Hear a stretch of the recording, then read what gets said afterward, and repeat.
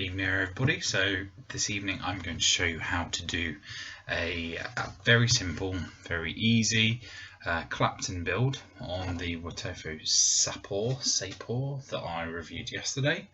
I just thought, it's nice to be able to show people how these builds are actually put together. They're very simple. You don't need to be afraid of them at all. It's very easy.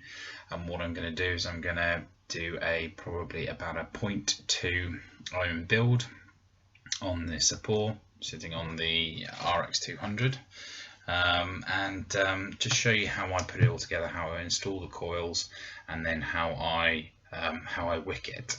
Alright, let's get straight onto it.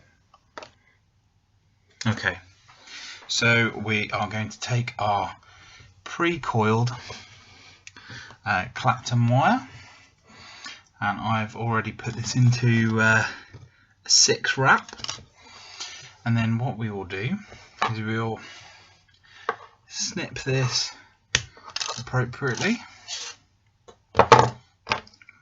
It's around a 2.5mm screwdriver.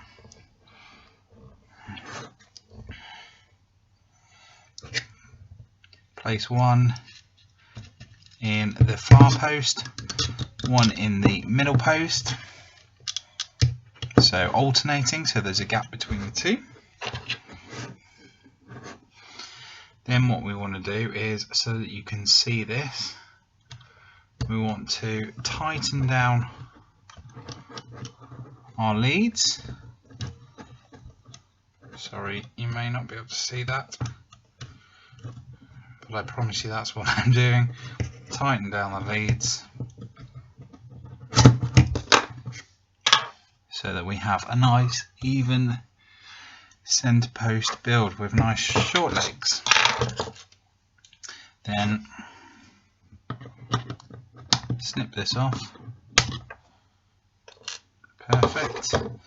Do the same with the other side. Now the other side tends to be a little bit more tricky, purely because you have to negotiate with the other coil which is already installed.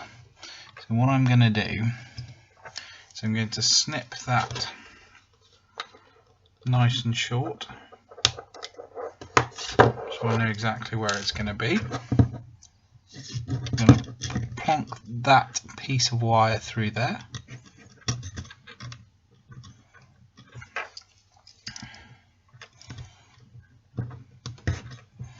So it is already through the coil.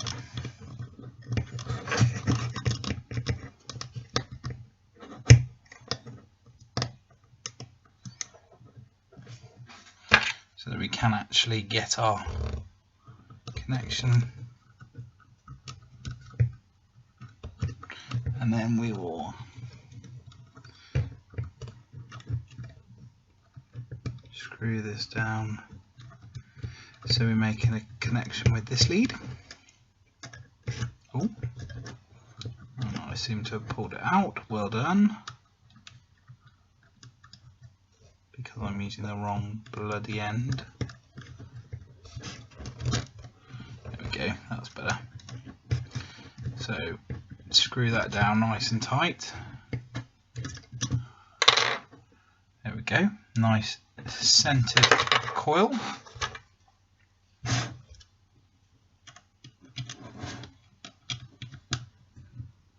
It's always good to have a nice workspace for this sort of thing. You don't need masses and masses of space, but if you've got a good area to build in, then you can experiment a little bit more, I find. Try out new stuff. This, as I said, is a dual 6 wrap Clapton build. Snip off that final wire. Then what we want to do, we want to take our ceramic tweezers, get rid of all of the junk that's already there. Make sure that we've got a nice connection, so I've got this set at 40 watts. plenty for this for the time being, and we're just going to pulse it.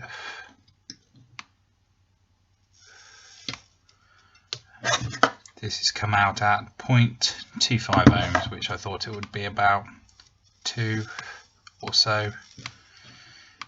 Clapton coils are nice to work with.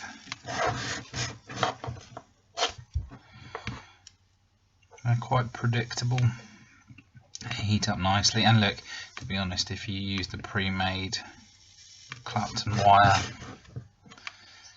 can't go wrong. It's not that much more expensive, and you get the benefit of knowing that you've got a decent wire. There you go, so that's glowing nice and evenly. Well, it's getting there. If I can just turn this off,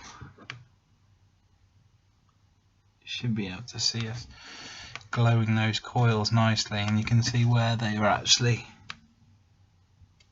sat on the deck. Give it a quick strum.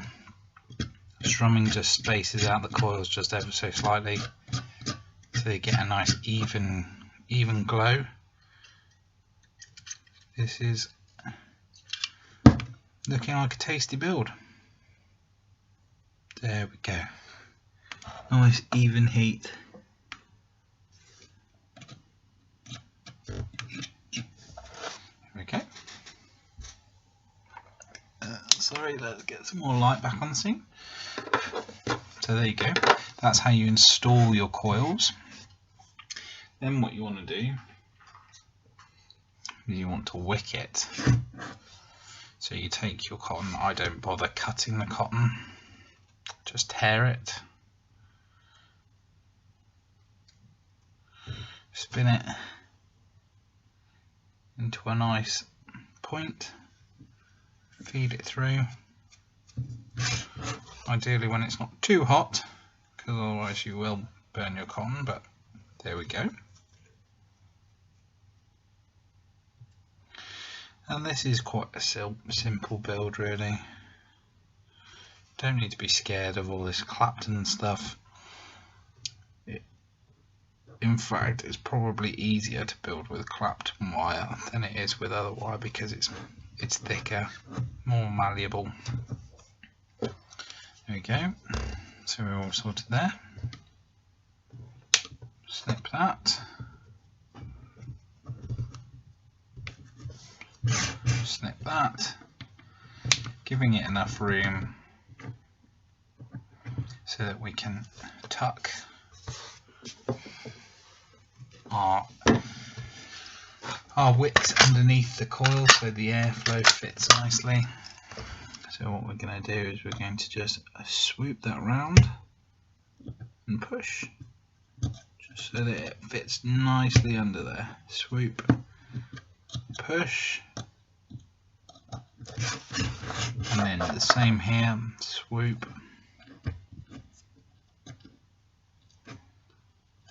and push.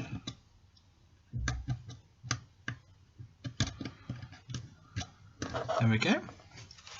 Just for safety, give these another quick tighten, just to make sure that there's no loosening happen, so you've got a really nice good connection.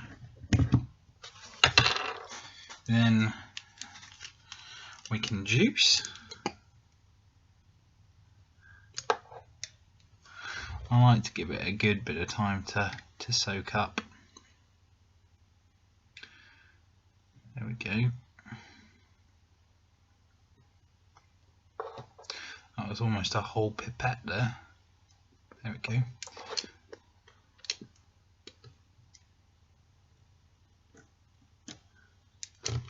There we go, there it's been juiced.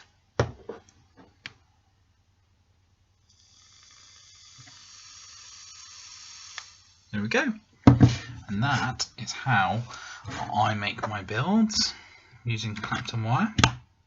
Cool. There we go. Okay, so that was how I did my build on the Watofu Sapor.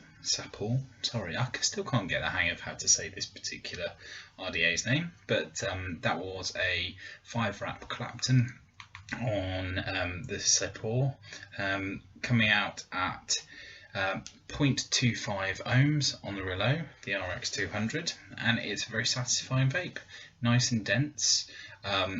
The right sort of temperature for me. I like a cooler vape, but I like it to be warm and dense. Let's have a quick vape.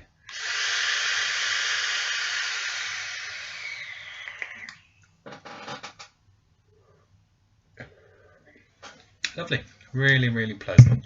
It hits all the spots really. The Clapton build, they tend to be able to give better sort of, I find they give a better vape than just a sort of a round sort of Canthal build in some ways, purely because there's more surface area to heat up the liquid, the juice, so that you get a denser vape, but you do end up finding that you're going to use more juice with them. But otherwise, absolutely recommend it. It's cheap, it's easy. As I said in the build section, it's probably just as cheap to buy pre-made Clapton wire and coil it yourself. I don't really see any point in buying pre-made Clapton coils. Yes, maybe some of your silly alien staple coil doodahs, but with the pre-made Clapton wire, it's really straightforward and easy. Comes in a nice roll like that. It's about £6, and it does a good job.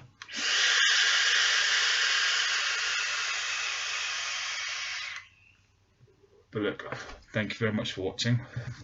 Hopefully you've got a bit more of an idea of how to do a very simple Clapton build on an RDA.